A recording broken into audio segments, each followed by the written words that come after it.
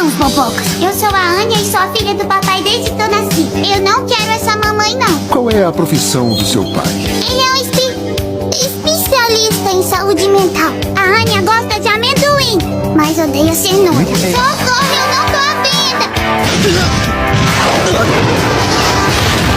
Gato preto não dá azar, é superstição. Papi, O que é que foi? a Anya pisou no cocô. Amendoim! Só estiquei o braço, ele que veio na minha mão. Mentirosa! Endereço? É onde você mora. Eu moro aqui. A Anya queria tanto uma mamãe, um espião, uma assassina. Isso é legal demais.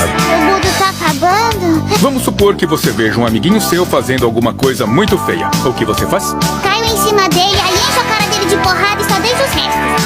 Me desculpa. Foi porque eu pisei no cocô.